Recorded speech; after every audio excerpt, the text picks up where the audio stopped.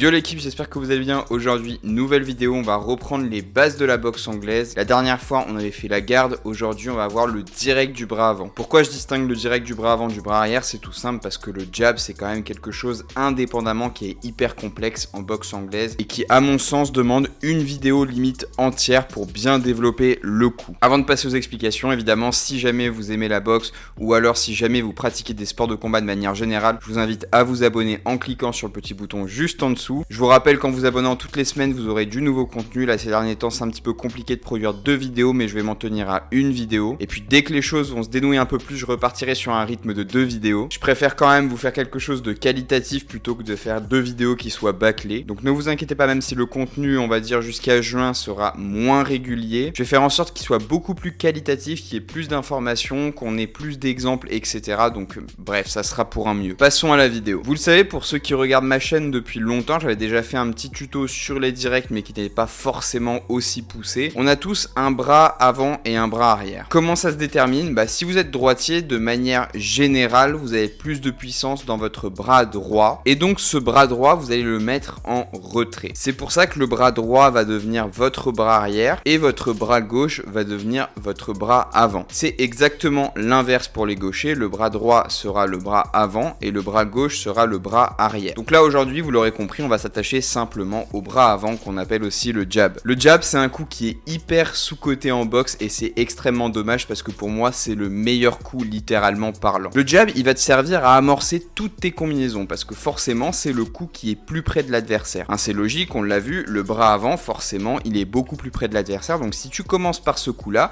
l'adversaire, il va se mettre dans une position défensive et tu vas pouvoir enchaîner avec ton bras arrière, que ce soit en direct, en crochet ou alors en uppercut. Le jab va aussi te permettre de couper la distance parce qu'en envoyant des jabs, en fait, tu vas pouvoir faire des pas en avant qui vont te permettre d'arriver à ta distance de frappe idéale. Le jab va aussi te permettre de gêner littéralement ton adversaire et de l'empêcher en fait de construire sa boxe. Réfléchis tout simplement. Par exemple, moi je t'envoie plein de jabs, toi qu'est-ce que tu vas faire? Tu vas tous les bloquer et tu vas pas forcément penser à m'attaquer parce que tu es dans une position qui est défensive. Les coups, c'est pas forcément juste pour faire mal. Là, le jab par exemple, tu peux l'envoyer de plein de manières possibles, juste pour gêner, pour embêter, etc., pour faire travailler l'adversaire, pour le faire penser à quelque chose d'autre qu'à l'attaque. Pour ceux qui regardent régulièrement la boxe anglaise en compétition au niveau mondial, vous avez par exemple Lomachenko qui fait ça extrêmement souvent et extrêmement bien. Des fois, tu le vois débiter juste des jabs en fait et c'est juste pour gêner l'adversaire et après, une fois que l'adversaire essaie de contrer ou quoi que ce soit, c'est là où il travaille réellement. Parce qu'en boxe, chaque action entraîne une réaction et là, c'est exactement ce que tu crées. Avec le jab à répétition, tu crées une réaction de l'adversaire et sur cette réaction, en général, tu peux contrer. Donc là, ça rejoint un autre point que je me suis noté, c'est que le jab, ça va aussi te servir à frustrer l'adversaire. Si tu as un jab qui est extrêmement rapide ou alors que si tu es plus grand en taille, tu vas frustrer ton adversaire mais d'une manière atroce. Même si le jab, c'est pas le coup qui fait le plus mal, à répétition,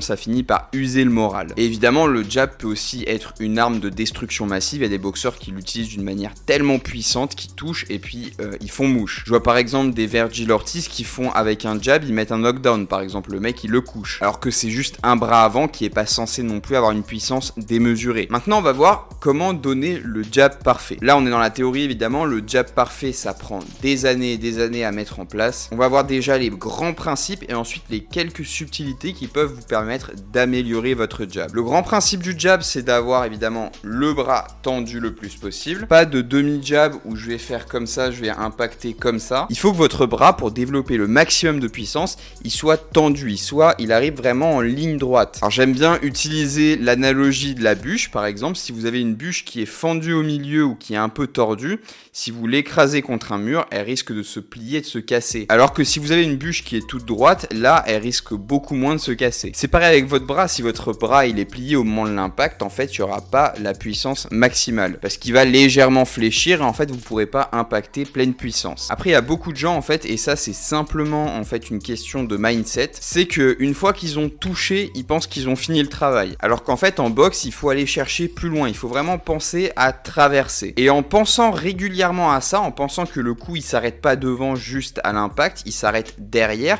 c'est là en fait où vous allez vraiment tendre votre bras au maximum. C'est pareil sur le sac. Quand vous travaillez au sac et que vous envoyez des directs, notamment les directs du bras avant ou du bras arrière, ce qu'il faut vraiment faire à chaque fois, c'est penser à essayer de traverser le sac. Concrètement, évidemment, vous n'allez jamais traverser le sac, c'est quelque chose d'évident. Par contre, en fait, ça va vraiment vous forcer à développer le direct dans l'entièreté du mouvement. Deuxième chose que vous devez vraiment savoir et vous devez faire à chaque fois que vous envoyez un direct, c'est de venir coller l'épaule ici au menton, parce que comme je le disais tout à l'heure, chaque action entraîne une réaction et en général vous pouvez vous faire contrer quand vous envoyez un bras avant. Donc là ce qui va se passer si j'ai l'épaule collée au menton, c'est que si un crochet il arrive, bah hop, je l'attrape sur l'épaule et j'évite de me prendre un coup pleine poire. Ça c'est ce que j'appelle la défense du dernier moment. Si vous n'arrivez pas à ramener le coup assez vite, vous pouvez au moins bloquer avec l'épaule. Et ça a le mérite de minimiser l'impact que vous prenez dans la poire. Et troisième chose extrêmement importante qu'il faut vraiment maîtriser sur le jab, c'est de revenir au même endroit très vite. Donc il faut pas simplement penser à donner le jab, il faut aussi penser au retour. Donc là par exemple si je suis en garde, j'envoie mon bras avant, je reviens au même endroit. Et il faut le faire très très vite, ça doit aller très très vite, ça doit partir et revenir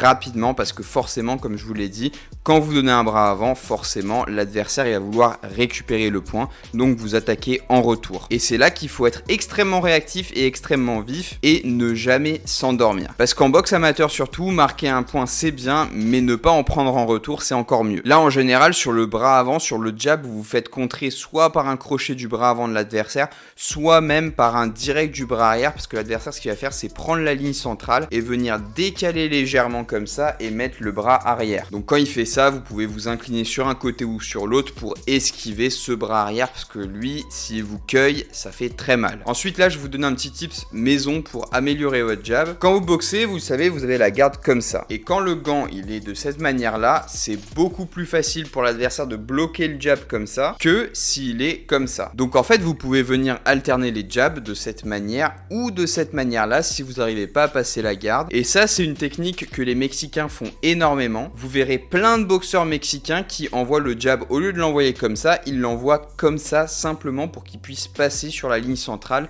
et traverser la garde beaucoup plus facilement. Ah et d'ailleurs ça me rappelle aussi une petite erreur que j'avais vue chez pas mal de débutants, c'est que le bras avant par exemple, ils vont l'envoyer comme ça en décalant légèrement sur le côté, hop ils font une espèce de mouvement comme ça qui en fait leur pose un gros problème, c'est qu'en fait de cette manière là ils n'ont pas du tout la ligne centrale alors que celui qui va envoyer le jab le plus droit possible et qui après va faire la rotation va prendre directement la ligne centrale et va passer droit dans la garde. En fait, les bras vont se croiser et celui qui prend la ligne centrale, il va gagner. C'est pour ça que quel que soit le type de direct que vous envoyez, allez au plus court. Ne faites pas de détour comme ça sur les côtés, vraiment allez au plus court. Votre bras, il est collé normalement, votre coude est collé à votre torse, vos deux coudes sont comme ça. Et là, ce que vous allez faire, c'est venir déplier progressivement le cou et venir le tourner progressivement jusqu'à impacter et avoir la position idéale pour toucher l'adversaire. Moins vous avez de gestes parasites, plus vous allez vite, plus vous êtes susceptible de prendre la ligne centrale et de toucher votre adversaire facilement. Sur votre jab, si c'est un power jab, donc un jab puissant, n'oubliez pas de venir pousser avec vos jambes, de vous aider de vos jambes pour pousser. Dans la boxe, tous les coups portés puissamment doivent comporter le poids de votre corps. Vous devez réussir à transférer sur chaque coup le poids de votre corps, donc ça c'est une question de sensation évidemment. Veillez à ne pas trop envoyer vers l'avant parce que là vous allez perdre votre équilibre, vous risquez de tomber vers l'avant et de vous faire contrer derrière. Si vous envoyez votre jab et que vous voyez que l'adversaire envoie un coup en même temps, moi ce que je conseille c'est de ne pas prendre de risque et de revenir en garde directement, quitte à ne pas mettre le coup. Vaut mieux ne pas prendre le coup que d'en donner un, parce qu'on ne sait jamais à quelle puissance le coup arrive et à quel endroit il arrive. Ensuite, j'ai quelques techniques pour vous aider à améliorer votre jab, votre bras avant. Donc si vous avez un sac de frappe, c'est génial, vous pouvez travailler en puissance et en vitesse, donc vous faites des rounds en puissance où vous allez vraiment envoyer le bras avant de manière séquencée, de manière explosive et vraiment venir appuyer sur le sac de frappe pour développer justement votre puissance. Ensuite, les rounds en vitesse, vous allez venir enchaîner plusieurs bras avant, donc ça c'est aussi quelque chose qui est très fatigant et ça va vous permettre de développer votre vitesse. Ensuite, petite technique très sympa pour rendre le bras avant le plus explosif possible et le rendre le plus imperceptible possible, c'est de venir l'envoyer d'en bas. Vous l'envoyez d'en bas comme un fouet en fait, et l'adversaire, comme c'est une garde qui est atypique, il sait pas à quel moment il arrive. Et là sur ce type de round, le but du jeu c'est d'être le plus explosif possible et de piquer, vraiment venir piquer. Ça pour moi c'est les coups qui vont venir miner l'adversaire, c'est pas les coups qui sont bien appuyés, bien machin,